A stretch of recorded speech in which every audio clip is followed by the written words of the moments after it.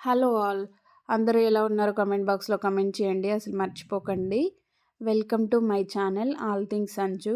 ఎవరైనా సబ్స్క్రైబ్ చేసుకోని వాళ్ళుంటే సబ్స్క్రైబ్ చేసుకోండి. అండ్ కొత్తగా ఛానల్ చూస్తున్న వాళ్ళు కూడా సబ్స్క్రైబ్ చేసుకోండి. ఇక నేను బోడ కాకరకాయ కర్రీ చేస్తున్నాను. బోడ కాకరకాయ అని పిలుస్తాను నేను. మా సైడ్ అలాగే అంటారు. వీటిని చాలా నేమ్స్‌తో పిలుస్తుంటారు. బట్ టేస్ట్ అయితే చాలా చాలా బావుంటుంది. అండ్ ఈ సీజన్‌లోనే దొరుకుతుంది కదా! రైనీ సీజన్‌లో.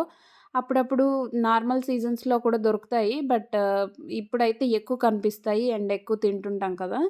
చాలా చాలా హెల్తీ ఇది తింటే అండ్ టేస్టీగా కూడా ఉంటుంది. మా ఇంట్లో ఇష్టం కాబట్టి ఇంకా చేస్తున్నాను. ఇంకా ఫస్ట్ నీట్‌గా వాష్ చేసుకున్న తర్వాత ఇలా చిన్న చిన్న పీసెస్‌లా కట్ చేసుకోవాలి. అండ్ పొడవుగా కూడా కట్ చేసుకోవచ్చు. బట్ నేను చపాతీలోకి అండ్ పాప కూడా తినదేమో అని చెప్పి ఇలా చిన్నగా కట్ చేస్తున్నాను.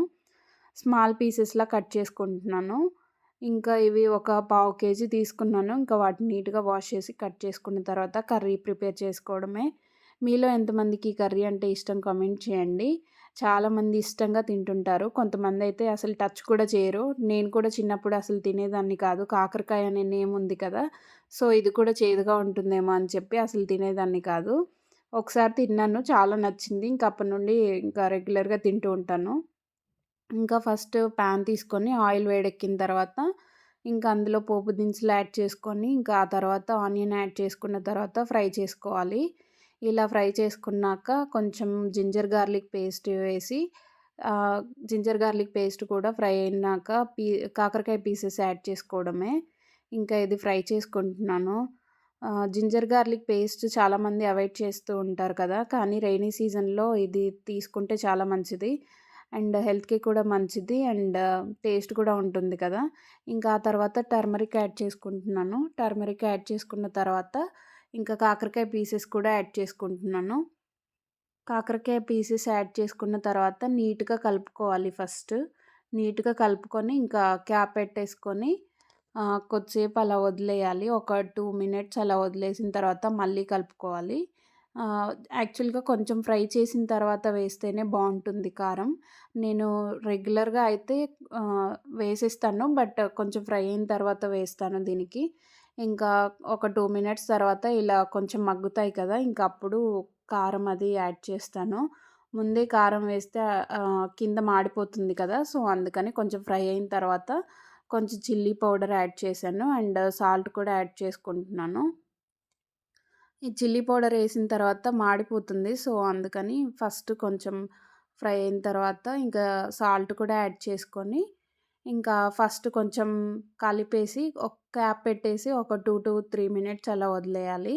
నేను టొమాటోస్ ఒక 3-4 తీసుకున్నాను. మీడియం సైజ్ టొమాటోస్, 4 టొమాటోస్ తీసుకున్నాను. ఇంకా టొమాటోస్‌ని కట్ చేసుకొని రెడీగా పెట్టుకున్నాను. ఫస్ట్ ఇక్కడ కర్రీ కొంచెం కలిపిన తర్వాత, ఆ తర్వాత టొమాటోస్ యాడ్ చేసుకున్నాను. టొమాటోస్ ఎక్కువ వేసుకున్నాను. ఇది కొంచెం ఫాస్ట్‌గా కింద అడుగంటిపోతుంది. సో, అందుకని 4 టొమాటోస్ తీసుకున్నాను. ఇంకా చపాతీకి కూడా కొంచెం గ్రేవీలాగా ఉండాలి కదా! సో, అందుకని టొమాటోస్ ఎక్కువ తీసుకున్నాను. మీకు నచ్చకపోతే అవాయిడ్ చేయొచ్చు. ఇంకా ఇలా నీట్‌గా కలుపుకున్న తర్వాత మళ్ళీ క్యాప్ పెట్టేసి ఒక 2 మినిట్స్ అలా కుక్ అవ్వనివ్వాలి. ఇంకా 2 మినిట్స్ తర్వాత ఇలా అవుతది. ఇంకా అప్పుడు మీకు నచ్చిన మసాలా వేసుకోవచ్చు. నేనైతే ధనియా పౌడర్ అండ్ మెంతి, జీలకర్ర పౌడర్ ఉంటుంది కదా! ఇంకా అది కూడా యాడ్ చేశాను. ఇంకా అది యాడ్ చేసిన తర్వాత ఇంకా మళ్ళీ కలిపేసి, మళ్ళీ క్యాప్ పెట్టేసి ఒక 1-2 మినిట్స్ అలా ఉంచాలి. ఇంకా ఫాస్ట్‌గానే కుక్ అయిపోతుంది. 1-2 మినిట్స్ తర్వాత ఇలా వస్తుంది కర్రీ. టేస్ట్ అయితే చాలా చాలా బావుంది. కుదిరితే మీరు ట్రై చేయండి. నాకైతే చాలా చాలా నచ్చింది. లాస్ట్‌లో కొత్తిమీర యాడ్ చేసుకొని దింపేసుకోవడమే. మీకు కుదిరితే ట్రై చేయండి. చాలా చాలా యమ్మీగా ఉంటది. మీ ఇంట్లో వాళ్ళు మళ్ళీ అడిగి చేపిచ్చుకుంటారు. నాది గ్యారంటీ. Bye bye.